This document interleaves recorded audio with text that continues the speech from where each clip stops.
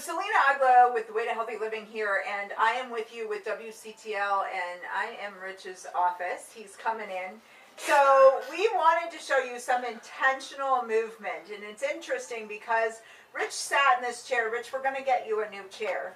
Because the minute that he sat down, he kind of coupled back, and his knees are actually higher than his hips in this chair. And the most interesting part to me is that in that, he's actually shortened in his hip flexor, and Rich is always kind of sharing with the world that he's having some foot pain.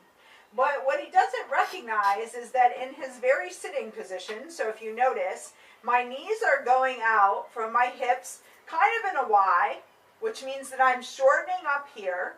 I've got my back kind of curled into the back of the chair. And I really don't have anything going on in my posture. So quite frankly, from an intentional living standpoint, what I would make a recommendation to Rich would be is first, a higher chair, so that his knees are not higher than his hips. But then when he's sitting in his chair, that he actually brings his knees in line with his hips. This is going to make a huge difference for him. And I think that's a fantastic thing for you to think about. Let's talk about car riding right now. Typically when you sit in the car, same thing. You're sitting to the back of the chair. You're kind of curved into the lumbar support that they have so wonderfully manufactured for us. And then because you're so comfortable in your chair, maybe your neck's a little bit forward because that headrest is not positioned properly. I know for me, it never seems to fit out. But I'm going to go for a long car ride. So my right foot is going to come out, and typically what will happen is I will kind of get lax and comfortable in this foot. In fact, I will tell you this is sometimes how I catch myself driving. But what I will also share with you is that this will inevitably result in some sciatic pain, some knee pain, and some foot pain. Because I spend about 150 miles a day in my car or so, and if I'm not conscious to be changing my position and putting some form into my driving position, then I'm going to have a problem, particularly in my back or down my leg. So when we talk about intentional movement, it's really where you spend your time or the most of your time. So that's why we're here in Rich's office space, and he was so glad that he cleaned it. That you spend your time or most of your time that you're going to find it's going to affect how you feel.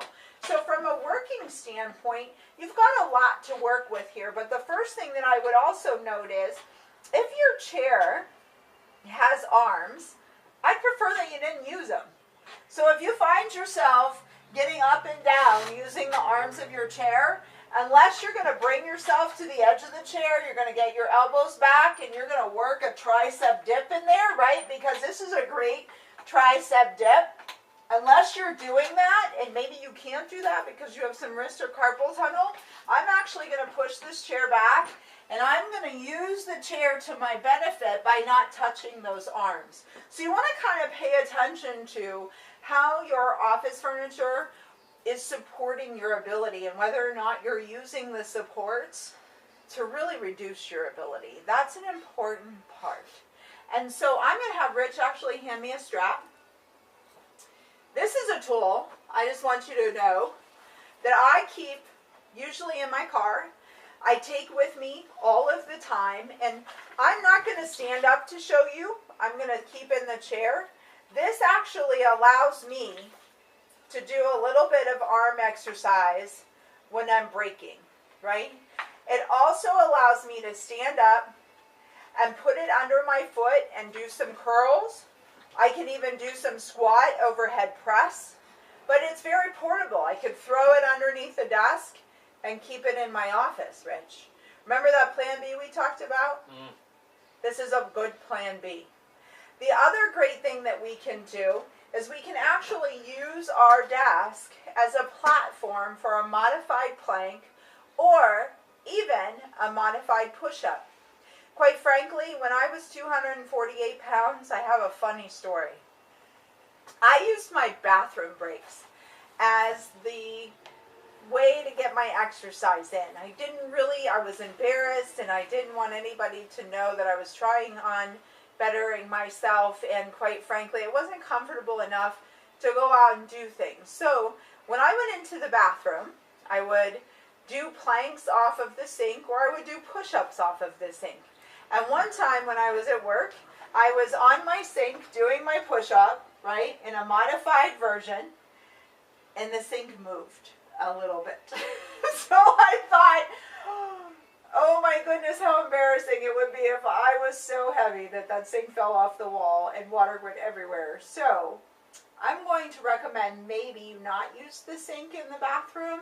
Use something a little bit more stationary. Yes, that is a true story. But notice, even sitting in the chair, if I get good form in my back and I bring myself forward, I'm engaging my arm muscle, I tuck my chin in my neck, I can actually do myself in good form. So I can sit on the edge of the chair, I've tucked under my feet, and I've actually used the desk as a support, and I can come in. I can feel this in my belly wonderfully, and I can come back out and press. I can come in and I can press. And if I give myself a break every hour, hour and a half, where I just simply do 5 or 10 of those, I'm going to begin to build upper body strength that I did not have. Another great thing that I can do is I can sit in the edge of my chair, those knees up front. I can cross my hands over my chest, tuck my chin in. That's important. You don't want to be looking up or looking down. And I can actually just do a good lean back. If I want to add some difficulty, I can do some picking up the knees. And I can come up. When you come up, so I'm inhaling and exhaling, and I come up all the way through my hips. But notice my back stays straight. There are a ton of different ways that you can move in your office. Get your exercise and be intentional about that movement. So start with your form. Look at your workstation. Is your neck in good form, or are you looking up or looking down all over the time? Set an alarm, open your chest periodically, stretch your calves, stretch your body, and then look for different ways that you can actually get exercise in. That's what I teach most of my clients, and let me just say, here's what works. They come to Total Body Fitness 40 minutes twice a week. They have results and blood work better than they've had in the past, and here's the reason. They have a great supportive culture at the Way to Healthy Living. They put intention into everything they're doing, so it all benefits them. And it's all about thinking a little bit differently, isn't it? Don't take time out for yourself if you don't have it by stressing yourself out to get somewhere. Just put it into everything that you're doing every day. And if you want some help with that, reach out to me at thewaytohealthyliving.com, and definitely stay in good spiritual faith with WCTL.org. I am so honored to be a partner. Thank you.